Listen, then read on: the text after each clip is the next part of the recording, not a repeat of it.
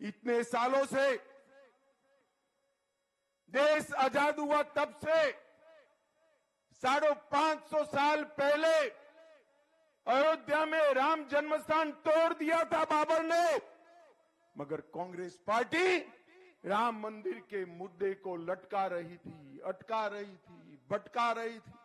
मोदी जी आए, मोदी जी ने राम जन्मभूमि के मुद्दे को समाप्त किया। वहां भूमि पूजन कर मंदिर की नींव रखने का काम नरेंद्र मोदी जी ने किया है। और मैं आज कहकर जाता हूं, अजमेर वालों, मैं आज कहकर जाता हूं, 22 जनवरी को फिर से दिवाली मनाना। मालूम है क्या है? मालूम है 22 जनवरी को मोदी जी अयोध्या में राम मंदिर में रामलल्ला की प्राण प्रतिष्ठा करने वाले हैं। माताओं, भाई और बहनों, उस दिन पूरे राजस्थान ने दूसरी दीपावली मनानी है। मनाओगे क्या? जोर से बोलो, मनाओगे? आप लोगों को अयोध्या जाना है या नहीं जाना है? अरे जोर से बोलो, जाना है या नहीं जाना है? मैं आपको कहता हूं, हमने चुनाव घोषणा पत्र में वादा किया है कि राजस्थान के लोगों को राजस्थान सरकार बारी बारी सभी को अयोध्या ले जाने का काम करेगी, आपको खर्चा नहीं। भाई और बहनों, ये तुष्टीकरण करने वाली कांग्रेस पार्टी, मोदी जी ने ट्रिपल तलाक को समाप्त कर दिया। मोदी जी ने पीएफआई पर बैन लगा दिया। मोदी जी ने राम मंदिर की नींव कर रखकर राम मंदिर को बनाने का काम पूरा कर दिया। और मोदी जी ने धारा 370 हटाकर कश्मीर को हमेशा के लिए भारत का हिस्सा बना दिया। मुझे बताओ, ये कश्मीर हमारा है या नहीं है? धारा 370 हटनी चाहिए थी या नहीं हटनी चाहिए थी? और ये कांग्रेस पार्टी कई सालों तक धारा 370 को अटका कर रखी थी। जब मैं हटाने के लिए पार्लियामेंट में एक बिल लेकर खड़ा हुआ, ये राहुल बाबा है ना, राहुल बाबा जानते हो ना? अरे भाई जानते हो ना? तो राहुल बाबा कहने लगे मत हटाओ, मत हटाओ। मैंने कहा क्यों ना हटाए? तो उन्होंने कहा कश्मीर में आग लग जाएगी। अरे राहुल बाबा, 5 साल हो गए, आग छोड़ो, किसी की पत्थर चलाने की हिम्मत नहीं है, पत्थर चलाने की। गहलोत सरकार ने वोट बैंक की राजनीति में राजस्थान में सभी सीमाएं लांघ दी। जिस प्रकार से उदयपुर ने कन्हैयालाल तेली की दिन दहाड़े हत्या की, इनका मुंह से एक लफ्ज नहीं निकला। कितने कौमी दंगे हुए गहलोत जी? जवाब दीजिए राजस्थान की जनता को।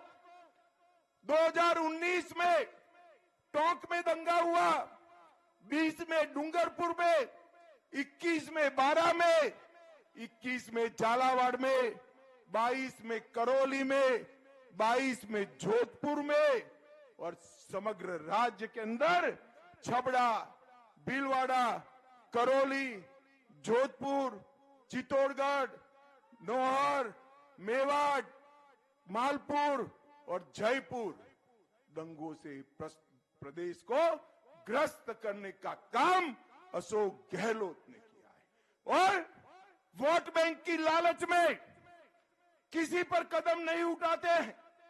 पीएफआई वाले देश भर में चुपचाप बैठे रहते हैं। देश भर में किसी की हिम्मत नहीं है बाहर निकलने की, और कोटा में वो रैली निकालने की हिम्मत करते हैं। भाइयों और बहनों, रैली निकालने की।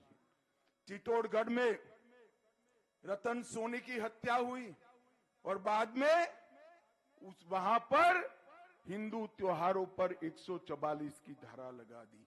अलवल में 300 साल पुराना शिव मंदिर तोड़ा। झालावाड़ में कृष्णा वाल्मीकि को रोड पर पीट पीट कर मार दिया और भगवान श्री कृष्ण की क्रीड़ा स्टडी में भरतपुर में पूज्य संत विजयदास जी ने आत्मदाह करा, मगर गहलोत के पेट का पानी भी नहीं हिलता है। माताओं, भाइयों, बहनों, सलासर में राम दरबार पर बुलडोजर घुमाने का काम ये कांग्रेस पार्टी की सरकार ने किया है। अगर कांग्रेस सत्ता में वापिस आती है तो अजमेर वालों समझ के चलना, पीएफआई जैसे संगठनों को खुली छूट मिल जाएगी। हमारा राजस्थान सुरक्षित नहीं रह पाएगा। मुझे बताओ, पीएफआई चाहिए क्या? कौमी दंगे चाहिए?